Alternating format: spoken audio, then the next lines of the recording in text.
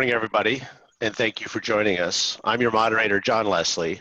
My wife, Heather, and I are parents of Robbie, class of 21, and we live in Newton, Massachusetts.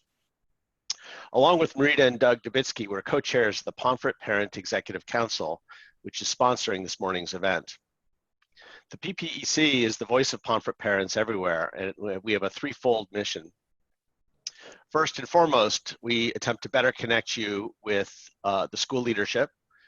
We try to promote robust relationships within the parent community, and we want to welcome new families to the Hilltop.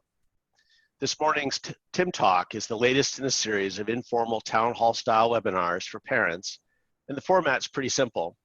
First, Tim's going to kick things off with a few updates related to the reopening plan, and then we're going to open up the floor to your questions. Many of you have submitted questions in advance of this meeting, and we'll go through those first. Additionally, if you have questions that occur to you during this town hall, you can submit a question at any time using the Q&A box on your screen. We'll be able to see your questions, and I or a member of the staff will answer them as we can. Finally, if you do have a tech issue related to this town hall and you need help, please email techsupport@pomfret.org with your name, cell phone number, and a brief description of your issue, and we'll get back to you as quick as possible. And so with that, I'll turn things over to you, Tim. Thanks. Thanks so much, John. Good morning, good afternoon, or good evening, wherever you may be. Thank you so much for joining us.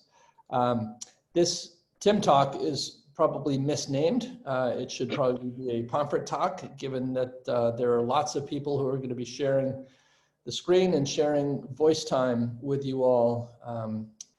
What is 8 o'clock in the morning, our time, with you all as we try to seek to answer as many of your great questions as we can. It is our hope that you had a chance to have a look at the reopened Pomfret plan that was sent out last week, Better Together. I want to publicly thank Gary Dow and Jordan Campaign in our communications office, who took lots of words and turned those words into something more than just a collection of words. We hope that document was useful to you. We hope it answered some of your questions, though we know clearly there are still outstanding questions that we want to address. We hope that you took a close look at the parts of the plan where you have to take action steps, where you have to fill out forms. And if you have not already done that, we would ask you to do that. So this hour is really dedicated to you and to your questions.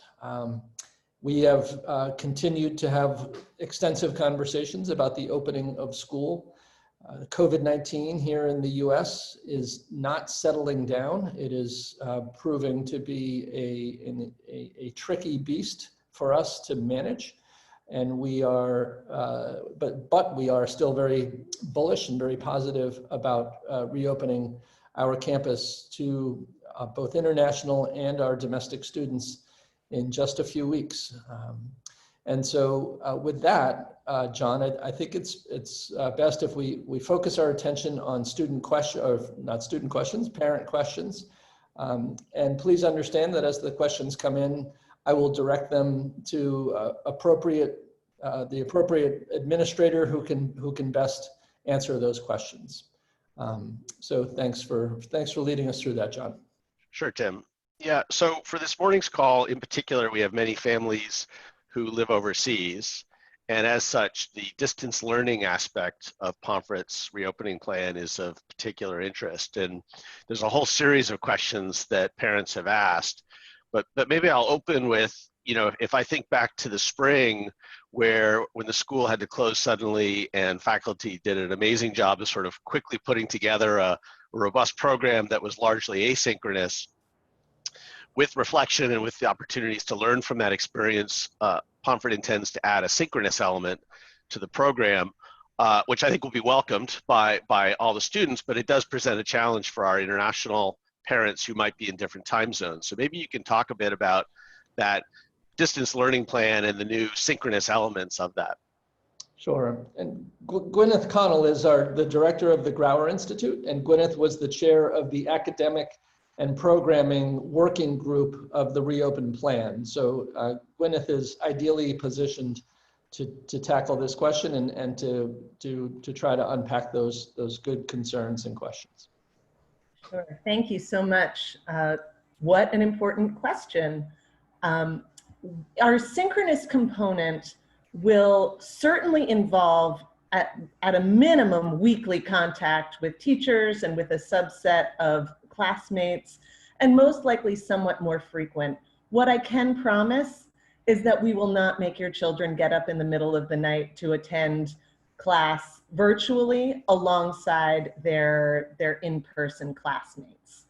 What is likely to happen is that teachers, so where possible, we are going to create distance learning sections. So what that means is, for instance, in a class like Humanities 2 that all sophomore students take, we already know that we will have enough students learning at a distance to warrant a distance learners section of Humanities 2. So that means that in the same way that students would be part of a section of learners here on campus, they will be part of a section of distance learners. And their teacher will tailor the timing and design of their program to the circumstances of the students in the class. For instance, an evening session might work great for a class where all the participants are learning from Asia or from the East Coast of the United States. But if there are learners from Europe in there, it would be the middle of the night for them. So we will not ask those students to do that. So we will be selecting times based on the information we get about which students will be participating in our distance learning program. And as we begin to organize those particular students, we will tailor the experience to their needs. Let's see, did that end? That was a good question. And Gwyneth, maybe a follow-up question on that. Sure. Around the distance sections. One of the parents was asking, is there going to be a single teacher responsible for all the distance sections, or will a variety of teachers take the sections? How will that work? So the way it will work is that a teacher, so in those instances where we have enough students to warrant a distance section, that section will be taught by a teacher who also teaches in-person sections of that, one or more in-person sections of that same class. So for that, most teachers at Pomfret teach 4 sections. And so that teacher would be teaching 3 sections in person plus this distance section. So they will essentially be dedicating the time and energy they would be putting into a subset of in-person students on those distance learners. That's great. Yeah, that makes a lot of sense. And then a related question is, the reopening plan talks about office hours where students can reach out directly to teachers, and it was listed as being in the afternoon, and obviously for Asia, that's quite a challenge. Absolutely. So there too, even when we're here on campus, teachers are accustomed to giving extra help to students at a whole host of times. Office hours is just one of the moments during the 24-hour day of a boarding school when teachers are available. So in that same way, teachers and students will work together in partnership to find times to connect for extra help that are convenient for both. That's great. Yeah, no, that makes a lot of sense. And then maybe you could talk a bit about how grading will happen when there's now a distance component. Sure. So actually at 9 o'clock this morning, I'll be beginning day 2 of our Agile course design training that I and a number of our faculty are undertaking this week. And many of the participants are our teachers who will be focusing their attention on our distance learners. We are learning a lot about how to adjust our assessments and create learning experiences that work equally well in the remote or the in-person environment.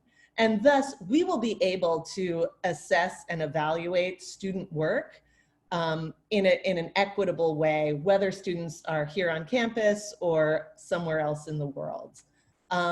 I should also add that we're going to be talking a lot about what school nerds like me call differentiation. which means as long as we know what our learning goals are, we may choose different kinds of assessments and assignments to help students reach those learning goals, depending on the circumstances of their learning. That's great. And for some classes are well suited for distance learning, but what about classes like an art class or one of the sciences where there's a lab component? How will that be accommodated in this distance model? I'm in active conversations with all of our department chairs about those questions.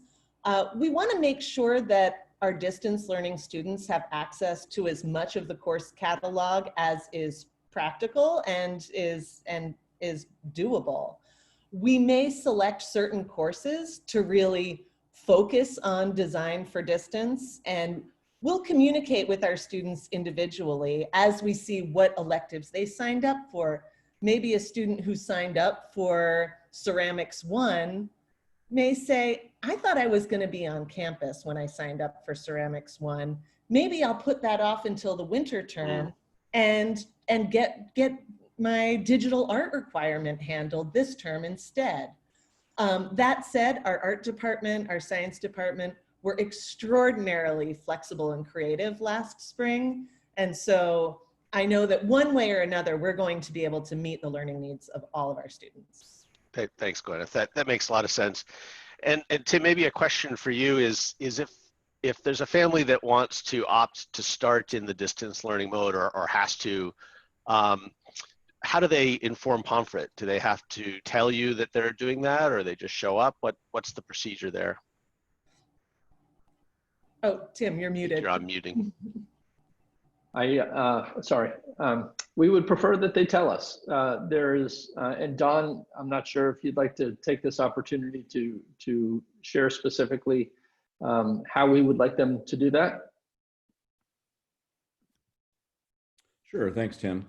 So one of the things that we fully understand is that sometimes it's circumstances beyond anyone's control that prevents people from being here in person and participating on campus. Within reason, we want to make sure that there are a number of entry points for families and students so that they can get back as fast as possible and on a timeline that kind of works for them. At the same time, we're aware that we have to help students work through quarantines and testing elements and all that sort of stuff. And so we are starting the year, as I think people read in the plan, with an on-campus quarantine opportunity for any student, international or otherwise, who is coming from either a COVID hotspot or a place that has an immigration or entry point travel restriction. And then our next entry point for students and families that aren't facing those sorts of barriers is September 6th, 7th, and 8th. After that, our next entry point would be at the midterm of the fall, a time where we feel like we have a natural transition in our programming and can accommodate learners initially at a near term or near distance learning, probably from our dorms, as they go through a quarantine period, and then acclimate to campus and get back to in-person instruction. And so as Ty Watkins is showing right here, you can see these different entry points here. The January 7th one is about 2.5 weeks into our winter term. We are starting our winter term during the December 1st to December 16th period as a distance learning mode for all of our students. So we want to be flexible. We understand that some of these pieces are beyond anyone's control, and we're partners with families in working your way back to campus. And one of the pieces that will be coming out soon, particularly once we know what your plans are for the fall, is how we will partner and continue to communicate about those plans as they evolve, from supporting you for visa interviews that might be upcoming to keeping tap on your plans for the fall and your entry points. That's great, Don. Thanks so much. And a related question around assessment. So if school opens in a hybrid mode where you have many students on campus and some students in a distance learning mode, what will be the criteria of evaluation? This goes a little bit back to the grading question of, is there one standard for homework expectations around homework completion? There's a discussion around final week being replaced with signature assessments. Maybe we could, or Gwyneth or Tim, maybe you could touch on that. Sure, I'd be happy to. So signature assessments essentially refer to a single assessment over the course of the term that a teacher feels really represents the core skills and content that are the goal of that particular term. And what we certainly know from our experience last spring and from everything that we've been reading and learning about distance learning is that a traditional pen and paper, sit down for 2 hours and take an exam kind of test doesn't work very well at a distance. The good news is many of the more student-centered, project-based kinds of assessments that Pomfret teachers have really been spending the last several years building their expertise in designing, those work great, whether you're at a distance or in person.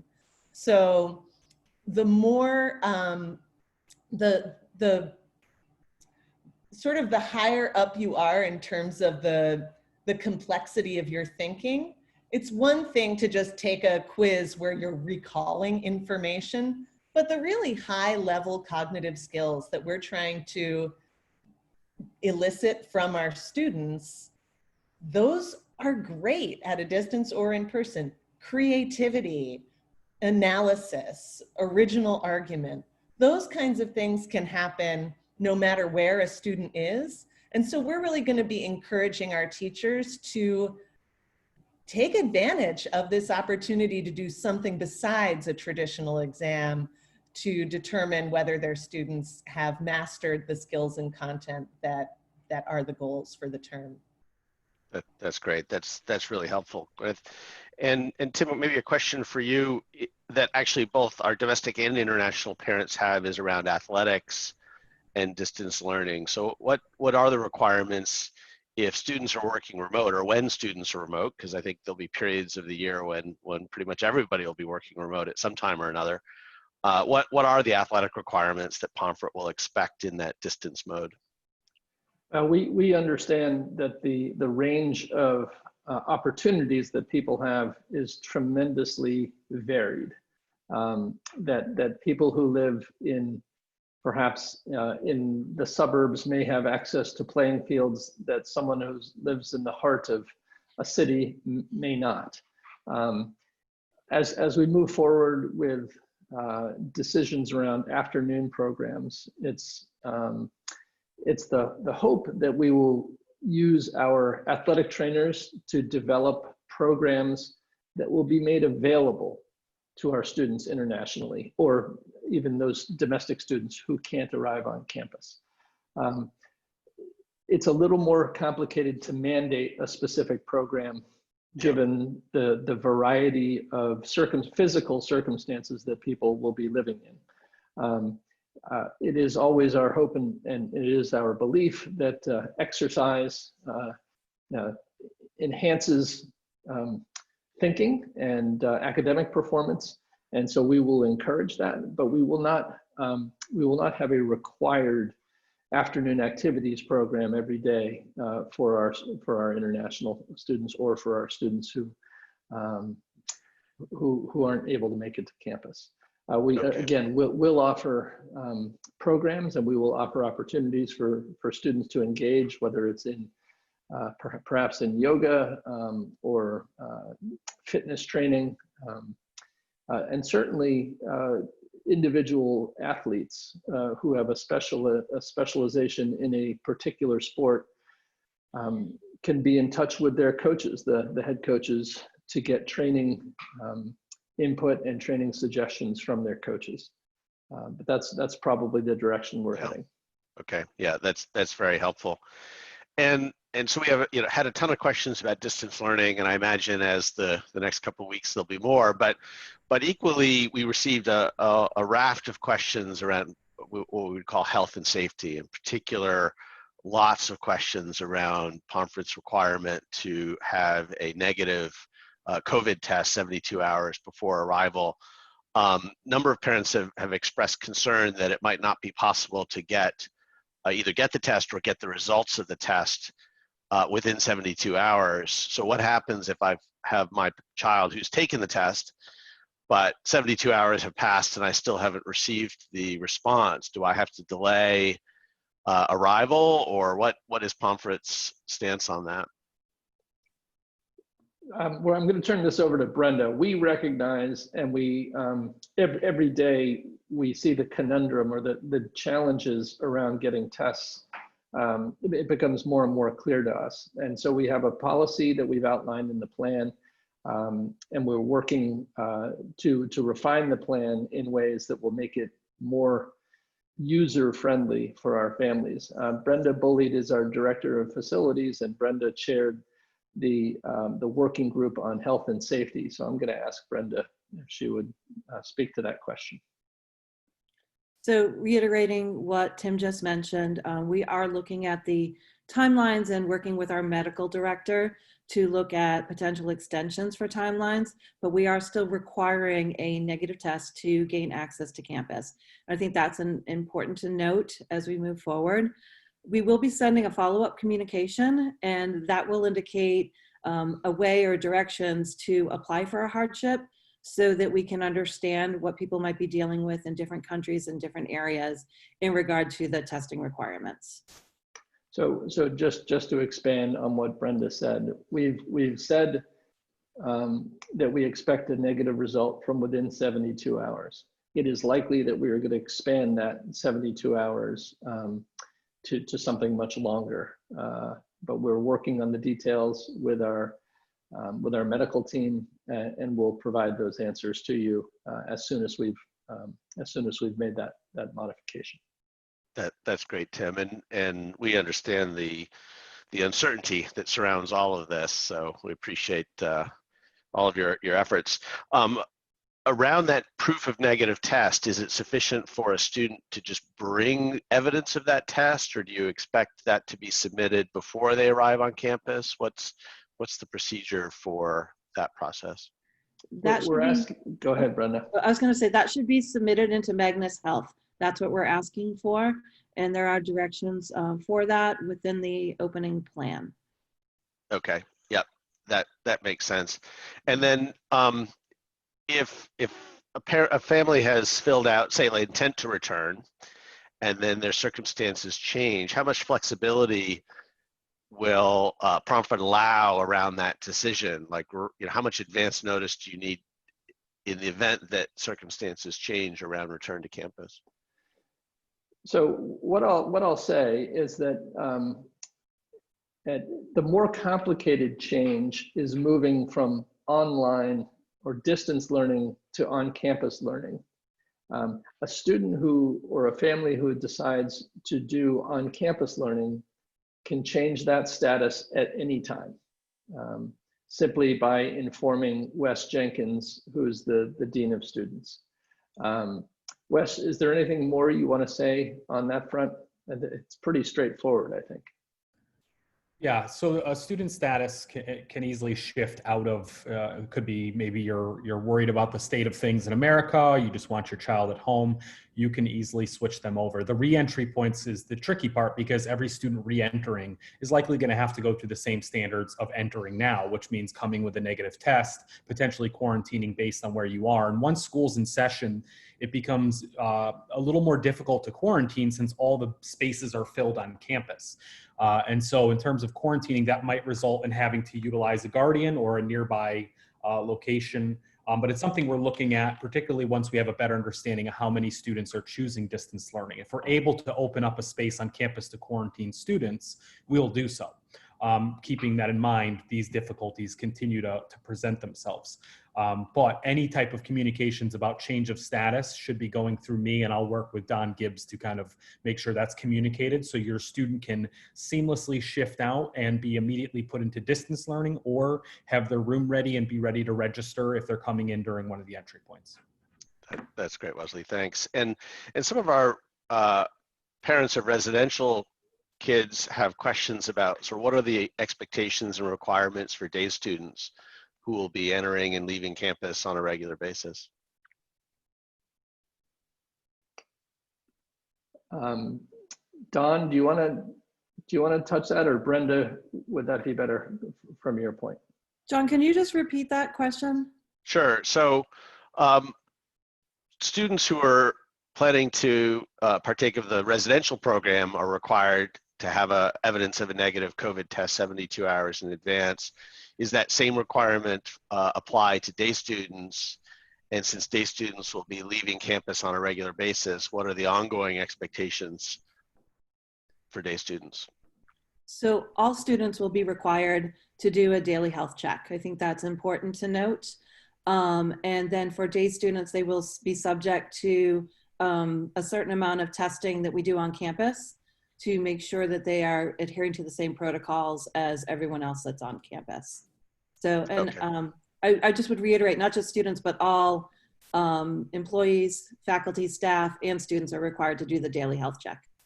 I think Great. it's important to know that we have students and we have faculty and we have staff who will be coming in and leaving campus every day. And we are, we've drawn up what we're calling our social contract, a set of expectations for faculty and staff, but also for students, and particularly for day student families, asking day student families to do everything in their power to ensure that their children are not put in compromised situations where they may be exposed to virus as a function of being day students that they then may bring onto campus. So we're asking families, local families, to be particularly cautious with their children. And certainly the daily health check will be another way that we'll check our day faculty and our day students. Okay, yeah, that's quite helpful. And a question that came up in the Q&A that was actually also submitted in advance is August 24th for students that are planning to quarantine is a Monday, which implies there's a weekend right before it, which I think there's a concern that the ability to get testing and test result is compromised in that 72-hour window with a Saturday and Sunday in there. Let me say one more time that we are we're going to expand that window of time beyond 72 hours. So the families should not worry about the weekend, but if they could begin planning to have a test within 4 to 8 days, probably, Brenda, is that? Yes, that's what we're talking about right now. Between 4 and 8 days before arriving on campus. That's a change to the 72-hour policy. Okay. So it expands opportunities for families to get testing. So yeah, you will have that's helpful. 4 to 8 days, not just 72 hours. Great, and if thank I could you. just jump in for a second, because I think this is an important piece for families to understand. So that arrival, pathway to arrival with a negative COVID test, and all of your documentation and health forms and everything buttoned up, that date is critically important for us. A student and family arriving on the 27th cannot meet the quarantine requirements for our school. So the 24th is really essential. And we will partner with you, and Chris Lamoth, our travel coordinator, will partner with you to get you to campus and meet that really important date. The other thing I just wanted to mention too is that our testing protocol will have all students arriving on the 24th immediately tested on campus. And while we await the results of those tests, and we secured lab time, and we think we'll get those tests very quickly, we will be observing a really strict isolation and quarantine period to make certain that your child and all other children who are arriving on the 24th, as well as our staff who have also gone through testing and isolation, remain safe and ready for the school year. That's great, Don, and that actually answers one of the questions that I was about to ask, so thank you. That quarantine, it will actually be fairly strict in terms of what will be the experience for students, and the answer is it'll be fairly strict. We flashed earlier a set of entry dates, and there was a mid-October date in there. Will students that initially choose distance learning be able to re-enter campus on that mid-October date? Yes, certainly. And one of the things I tried to answer, and I don't know if it goes publicly or just back to the person who asked the question, so my apologies, is that at each of those specified dates, we are prepared to support a student, not just to return to the classroom, but to return to campus in a way that meets whatever requirements are their circumstance. So if that's a quarantine period, if that's a period of isolation, if that's a testing protocol, we'll be prepared to support that student so they can return. That's great. And another sort of related question now, moving on, is if we're so unfortunate, a community that we have a student that tests positive for COVID, there in the reentry plan, there's a requirement that that student leave campus within 24 hours. And that's generated a number of related questions around what does that mean logistically for an international family? And maybe one of you could sort of elaborate a bit on that expectation where parents might not be able to hop in a car and drive and pick up their child. Wes, do you want to talk about the protocol and the Guardian program?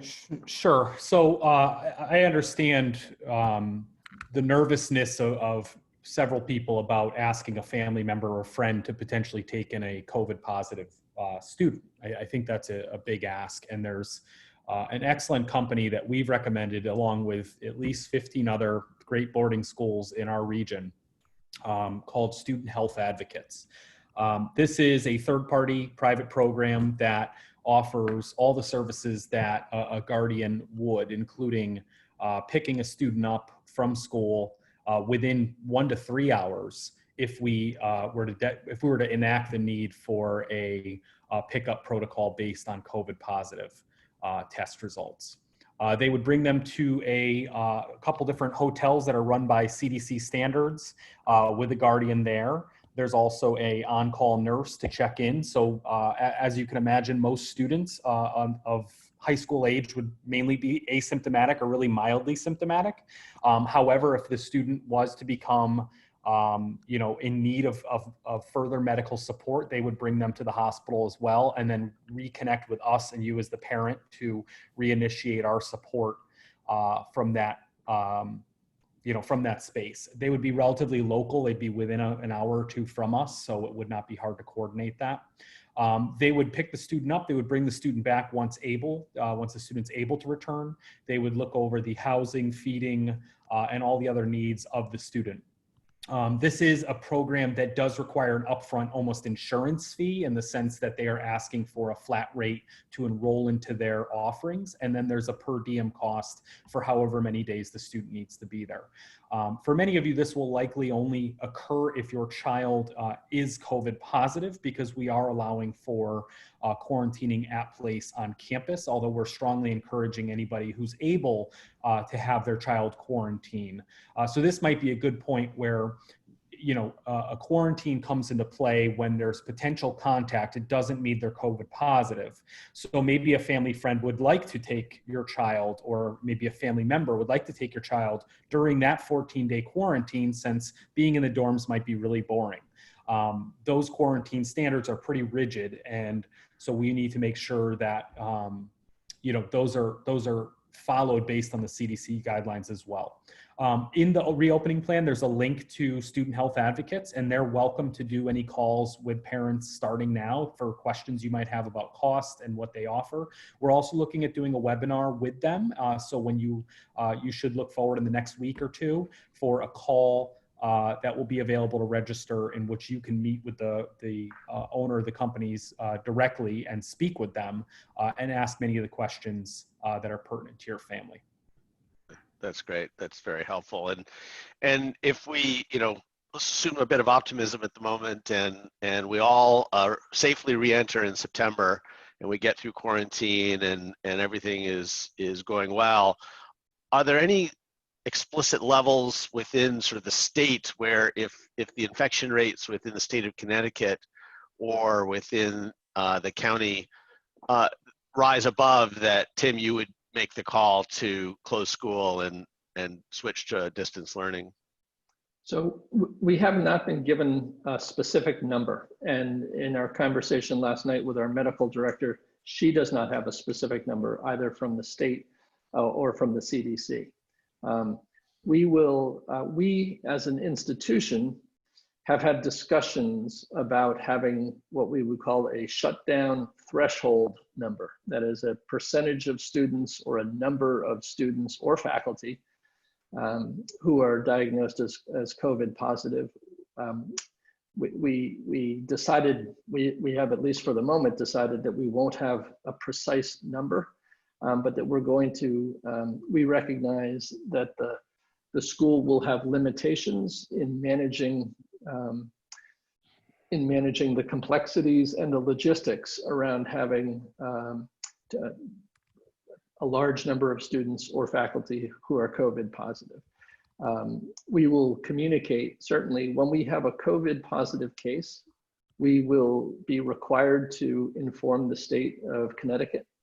And we will also inform our community that we have a COVID positive case, and as many COVID positive cases as we have. And we will simply be monitoring this effectively on a daily basis to see where our numbers are and how our management of the situation is going.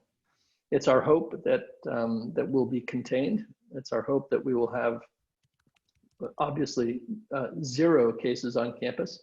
I don't think that there's a medical expert anywhere who would suggest that that is likely, but we're gonna try to use all of our mitigation strategies, all of our safety protocols to keep the number non-existent or as low as we can. That's great, Tim. We don't have a specific number. No, that makes sense. You used the word mitigation, so that's a good segue. A lot of questions around what dorm life will look like after students have come back to campus and gotten through the quarantine period. What modifications can students expect to see? I'm gonna punt this right over to Wes Jenkins. We recognize, I will say, it's easier for us to modify classroom space and dining hall space. It's easier to modify how many people are in the chapel building. It's less easy when we have dormitories. And I think all boarding schools are facing this particular challenge. We want to have less density in our dorms, that is fewer students in our dorms, to protect their well-being. So because we can't get our dormitories to 50% capacity, we want our students to come back. We are taking steps that I'll ask Wes to discuss to keep the dorms as safe as we can.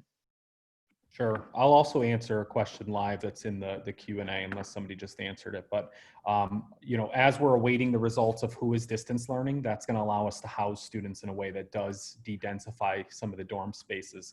Currently, each hallway in the bricks and each dorm building, house dorm, is going to be treated as a family unit.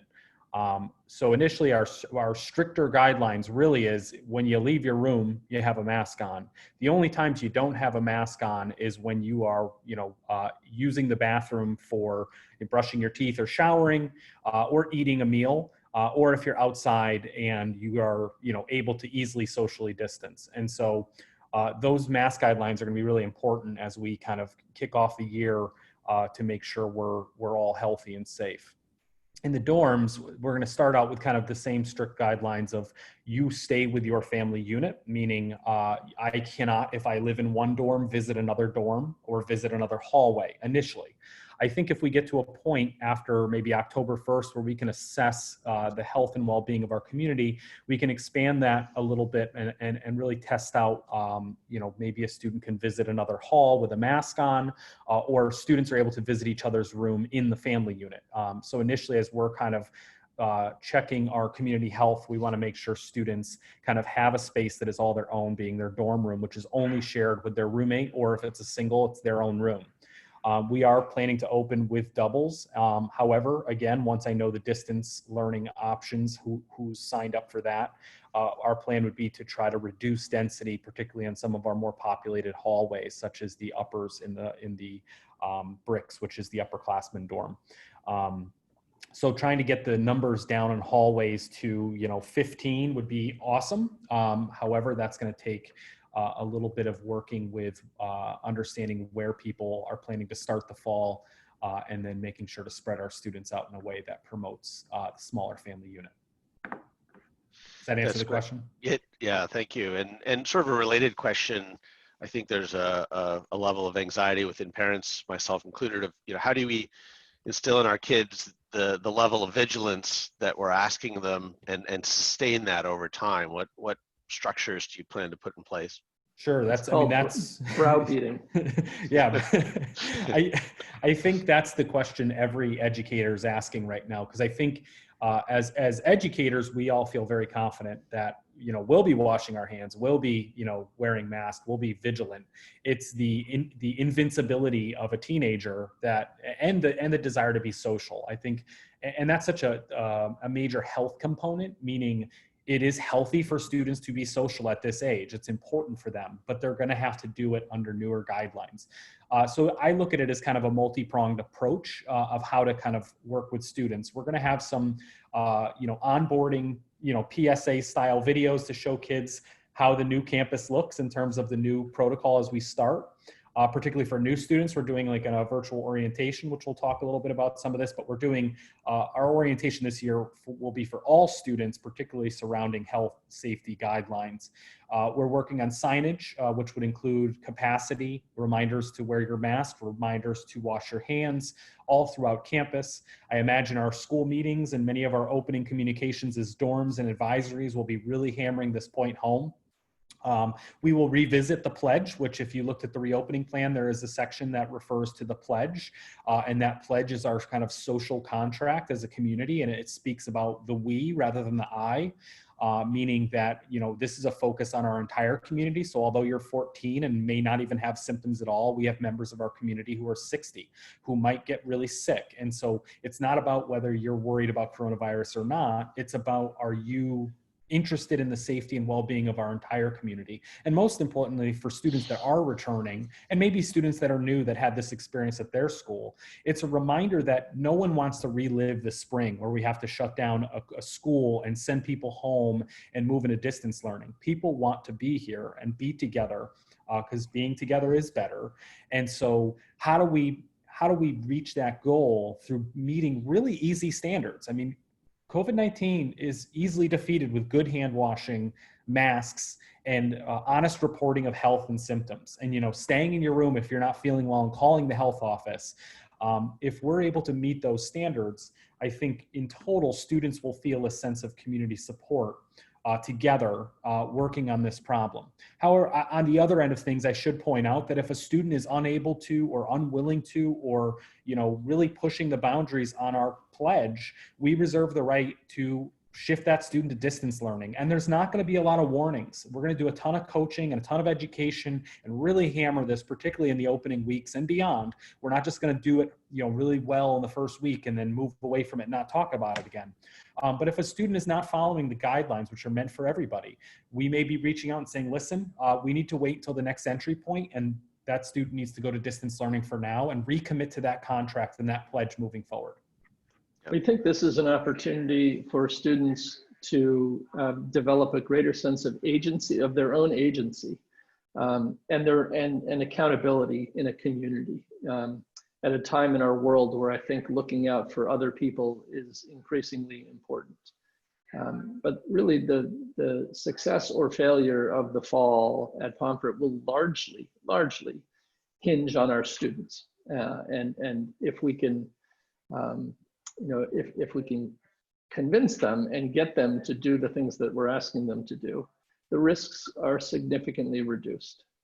I have great confidence that our faculty will be washing their hands and wearing their masks and not hugging people indiscriminately. Students is harder, but we need to put the onus on them. The burden. That's great. Doing that on them. And really, that's a dialogue we as parents can start having now with our kids. That's right. Yeah, that's absolutely. Right. What do weekends look like in this new scenario? So we have students who are in the residential program, and we have the new social distancing. What happens on the weekends? So we're working on that currently. I'm working with my student activities director, who works with several other schools as we navigate kind of this new, smaller kind of setting. And so a lot of our plans are going to be hinging on creating small groups that are able to be at a distance and you know, do activities. So it might mean multiple small activities around campus. Could be a movie night outside where everyone's spread out. So we haven't really framed that, and it really is going to involve the students. I think the students need to be a part of that discussion. We found in the spring that we worked really hard to create some great things, and students just weren't into it.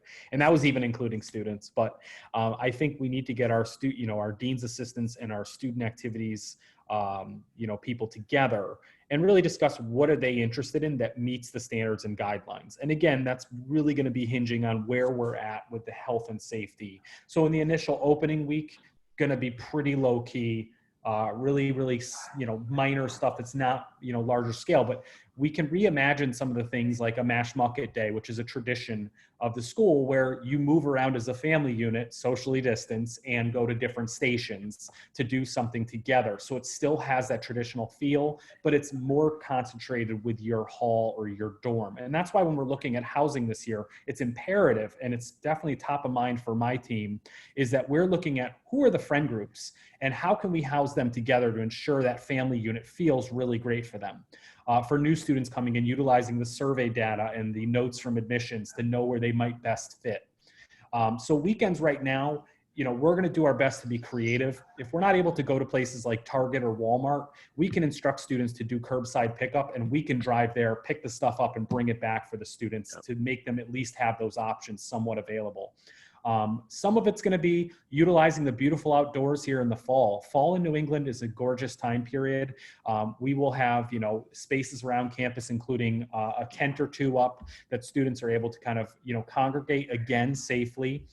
If they're within 6 feet of other people or at 6 feet, we ask that they wear a mask. If they're just going for a walk and they're spread out, they can take the mask off. We have a great cross-country trail. We have a lot of different areas on campus that students can utilize. They can still kick a ball around in the soccer field together. They're still able to kind of enjoy spaces on campus, but some of them might have capacities now. So the fitness room will have different requirements. If a student wants to work out, they will probably have to sign up. There's a capacity number, and they're going to have to wipe everything down. And we're going to have to be stringent about that because those are some of the key areas that present a health concern. Okay. Yeah, no, that's great. And shifting gears to sort of more financial and insurance related questions, how does the student's health insurance, which is required by the school, cover COVID or not? Is any COVID related expense fall within the insurance plan, or is that a separate issue? Ed Griffin is our Chief Financial Officer and chaired the finance working group and can answer all of our insurance and other financial related questions. Yeah, thank you, Tim. Thank you, John. So the international insurance that we offer is pretty good. Just a couple of the highlights of that actual coverage. It begins on August 15th, so that's 11 short days from now. So there's some confusing language in some of there about a waiting period, a 31-day waiting period. I just want to bottom line it and make it really, really clear to all of our families. The coverage begins on August 15th, and there is no waiting period whatsoever. There's also no deductible. So what that means is that, if you have a claim for $240, you don't need to pay that out of pocket any amount. That first dollar is covered by the insurance program for any and all insurance and healthcare issues, including COVID-19 coverage. There's also no maximum on the coverage. So again, if there were something that were happening that was on a larger scale, the coverage is not going to be there for the first $20,000 and then stop.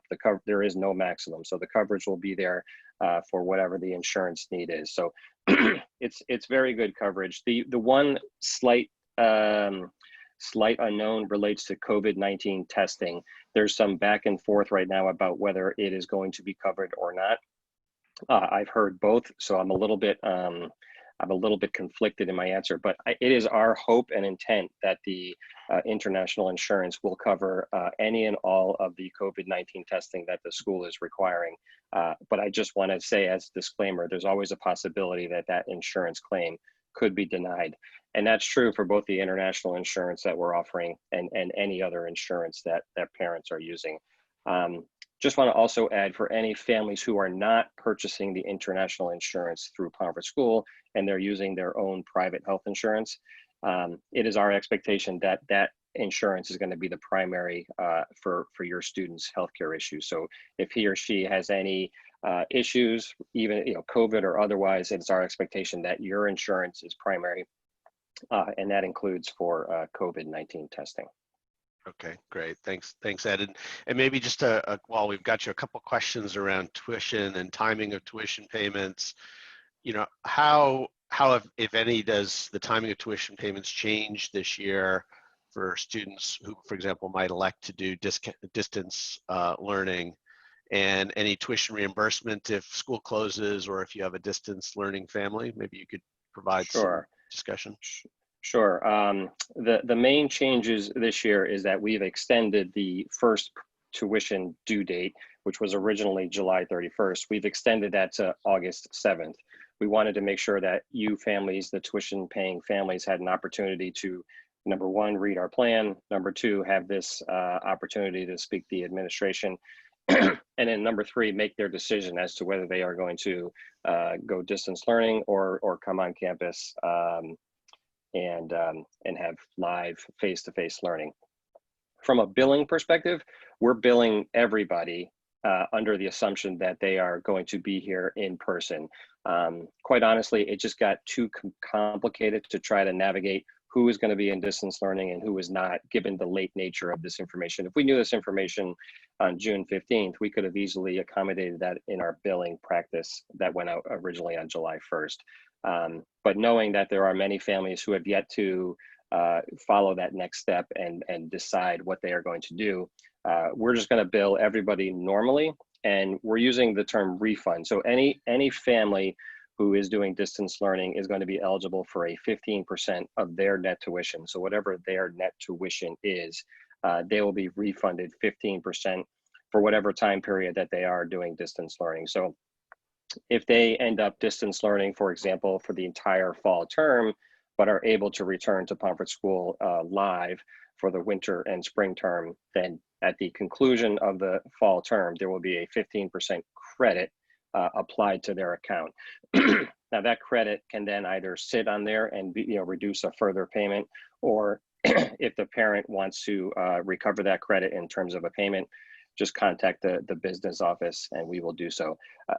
I will say, I just want to make sure that anybody who has a question about payment plans, payments, should email studentaccounts@pomfret.org. So it's studentaccounts@pomfret.org. All of your questions will be handled. As I do say, we're going to bill normally. If it becomes a big issue and you really want to basically pay less the refund, we can work that out, but that's just not our normal practice at this point. Great, thanks, Ed. That's really helpful. And a logistics question: will students be expected to make their own way to campus, say from an airport, or will Pomfret be running buses from New York, for example? What does arrival on campus look like this year? I could take that. So in the reopening plan, we talk about Chris Lamoth, who's our front office guru. She is a phenomenal travel coordinator when it comes to getting students to campus. Now, in terms of running buses to JFK or Logan, we are unable to do that currently.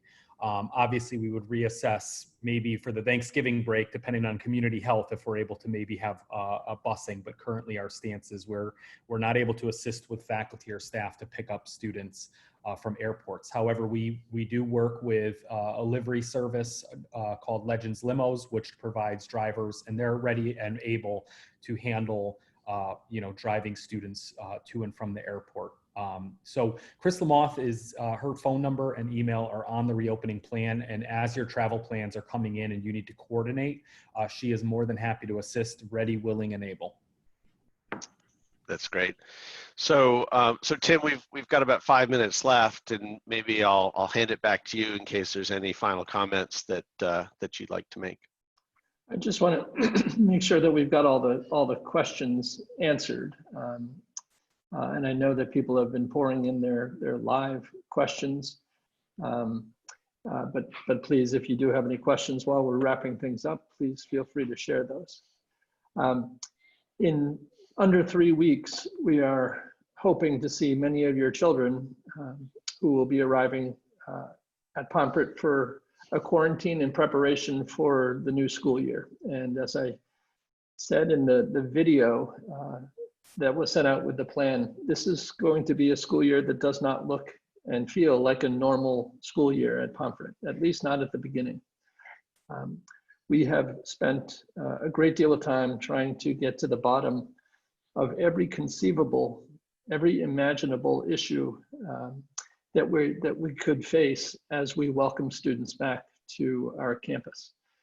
We feel like we have taken all of the proper steps. We feel that the measures that we have in place and the plan, the practices, the protocols, all of which are designed to keep your children safe, will do just that.